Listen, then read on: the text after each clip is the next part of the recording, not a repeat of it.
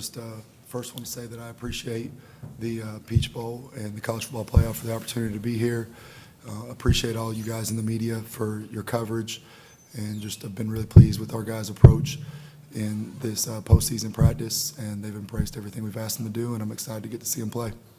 Jamon, your thoughts on Bowl Week and what that experience has been like so far? Pretty good. Had a chance to really bond with my teammates and experience the college football playoffs for the first time in my career. So it's been fun, been cool. All right, Zion, you guys started off strong in winning the football feud last night, but then dropped the second one. How do you feel for the rest of the competitions? I feel very confident. We really shouldn't have lost the second one, but things happen sometimes. But it's been very fun being around my teammates, being around those guys last night. It was good to see. It was good to see that. All right, you feel confident? Are you guys taking home the belt at the end of the week? Definitely. Okay, definitely. All right. All right, let's get going. Questions for these gentlemen. All right, we'll start here in the third row on the left.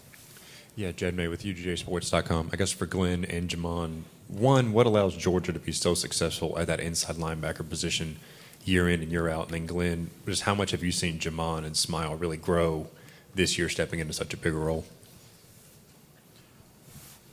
I think that anybody who comes to play linebacker at the University of Georgia accepts the responsibility of what that entails.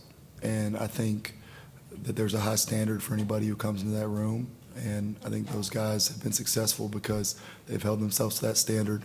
They're their own harshest critics a lot of the time, and they've remained humble despite having success.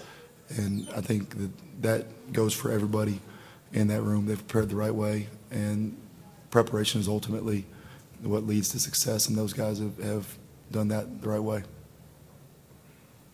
All right, next question. Raise your hand. We'll get a microphone to you. Okay, let's go over here over to Cody. I was talking to the other group, and they told me it's Bloody Tuesday. It's for the players. What does that mean, and why does that help build the culture at Georgia? What would we see if we were at practice today? You see a lot of flying around, a very physical day from everybody, from offense to defense, even in the special teams. High tempo. It's going to be very fun. Jamon, please explain Bloody Tuesday. Bloody Tuesday is a day where we go after it. Just like Gio said, flying around, getting to it. A very physical day for us.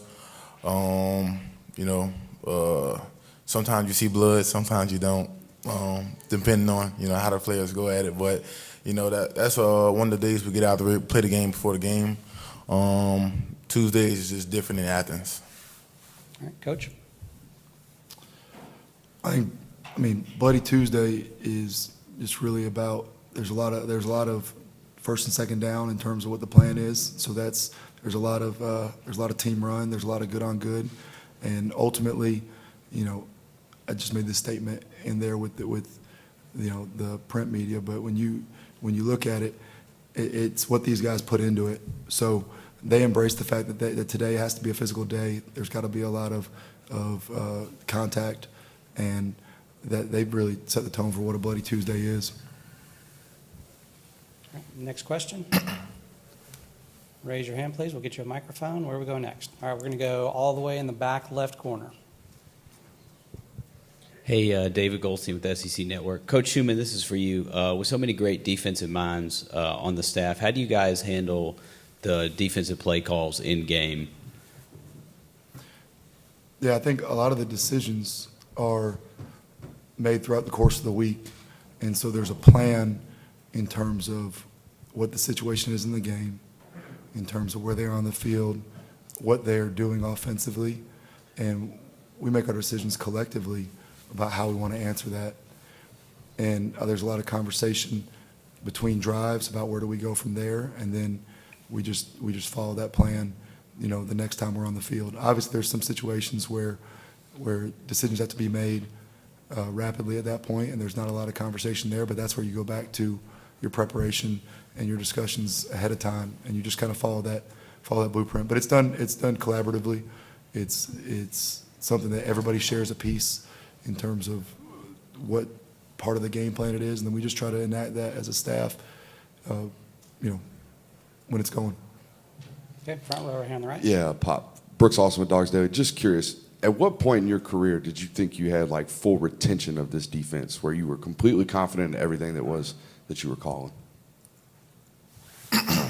I say spring. Like I said in my first interview, as long as you pay attention to your first year and not lollygag, and I came here, to do what I'm doing now and possibly make it in a year or two. So that first year I took it seriously, paid attention to a lot of things, let N'Kobe take me under his wing and teach me certain things, and I actually listened to what he was saying. And, he really just took me in and learned the defense hand to hand.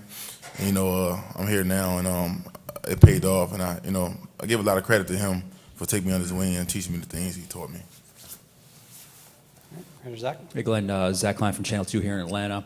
When getting ready for this game and taking a look at CJ, was there one play, one game, one moment you're like, all right, he's different? I think in general, when you have a extremely talented player like he is, it's never one play. Consistency is what makes somebody different, right? And he's consistently accurate. He has great touch. He's a good decision maker, and he trusts his playmakers around him. And so I think that all of those traits sound easy, but they're tough to have on a consistent basis. So he's consistently accurate. He consistently has good touch and decision making, and he trusts the people around him. And I think his consistency is what makes him different. Over here, right side, Jeff. Jeff Schultz of The Athletic. For Glenn and either player, you saw how the loss last year to Alabama sort of helped motivate you guys, and I think Coach Smart's comment was recenter you guys after the loss going into the playoffs.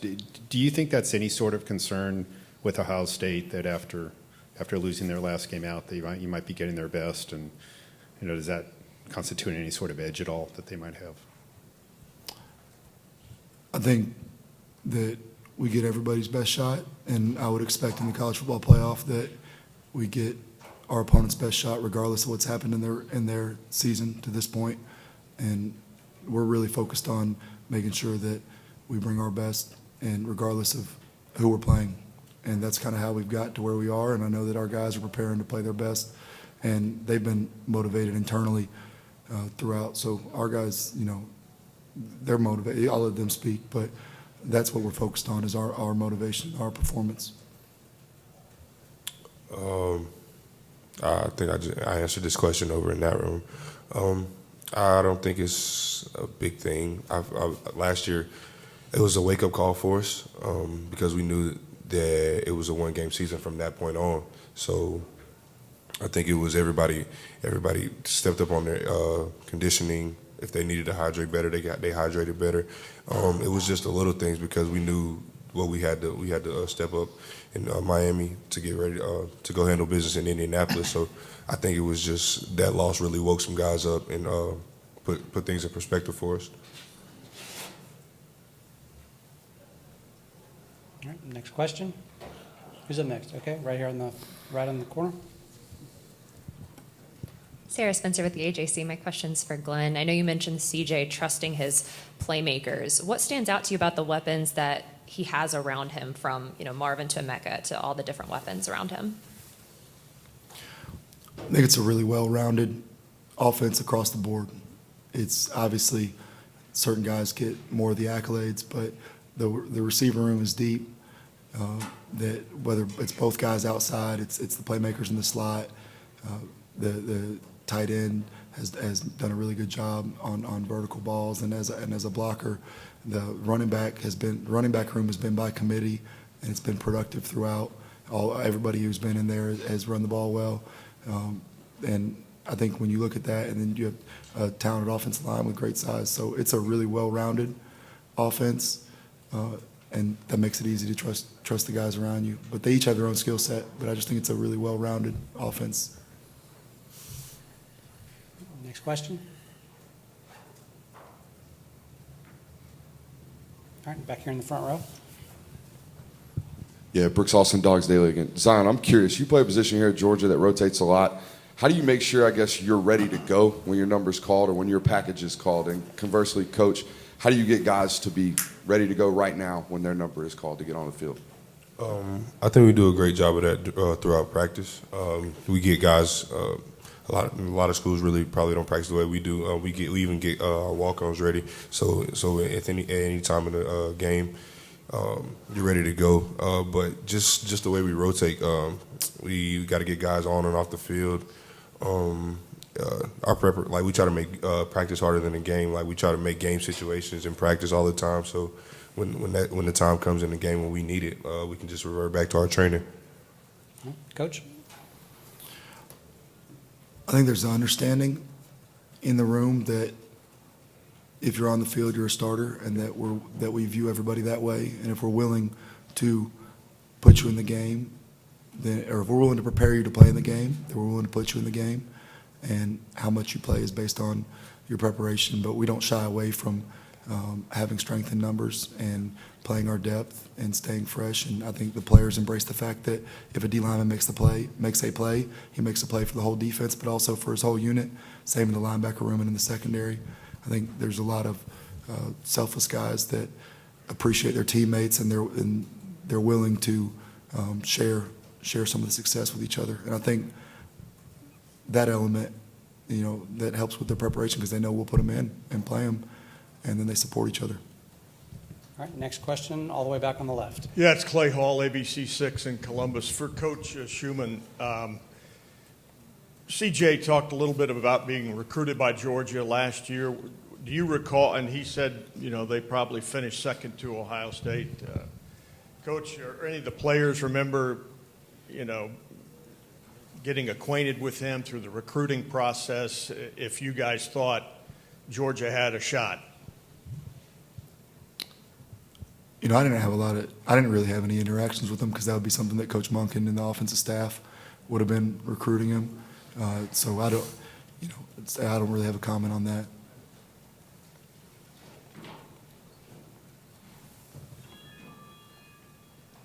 Next question. All right, while they're thinking about it, I'll throw one out. This is for all of you. So obviously you guys are deep into film study on Ohio State's offense. What team do they remind you of in the SEC that you guys are familiar with? What style of play do you think they're? I'd say two teams, Tennessee and LSU, just because those guys they had run it a little bit too, but they can sit back in the pocket and let it fly around the field a little bit. I think we respect their quarterback just like we did those two teams. And college football respects their quarterbacks as well. So I think those are the two teams that I would stack them up against. All right, Jamon, what about you? I agree with Zion. Just the depth both of them teams had, Tennessee and LSU, compared to Ohio State. The depth in the wide receiver room, plus the great quarterbacks, not the great quarterback, but the good quarterbacks they had, the talented quarterbacks they had, arm length, vision, and the legs. And then, not showcasing their running backs, but, they have good backs too, but, not able to show them up because of the wide receiver rooms them three teams have in common. Coach, what about you? Who do they remind you of? I think it's fair because of the passing success, to make reference to those two teams. I also think they run the ball at a high level. I mean, they're running the ball for almost 200 yards a game, which Tennessee runs the ball well. I think some of their I think there's some carryover to Florida in terms of the type of sets and run game they have as well, and some of the passing game concepts that show up there. So I think there's little pieces. I mean, guys, football is you can watch 6 different teams and see carryover from each team, but there's a little piece of what they do offensively, and everybody we've played to an extent. All right, back here to Zach. For the players, Coach is saying Tuesday's practice, there's good on good, one versus ones, etc. Does Stetson talk trash? Is he a good trash talker, or does he just kind of make you guys laugh? Like, really, that's what you're going to go with today? Honestly, I haven't ever got Stetson mad enough for him to talk back to me, but you definitely see it on the field. I think that showed when we played Tennessee, because that whole week he was getting phone calls. I think he got literally 800 phone calls the night before the game. So you see him doing the celebration when he was talking about calling me. But he's definitely got some moxie in him, but it really doesn't come out a lot in practice. Jamon? For me, when I'm looking at stat, it's strictly business throughout the week. We're not trash talking against them. They're not talking against us. Both sides are strictly business leading up to the game. So no, I haven't seen stat. We don't talk trash in practice.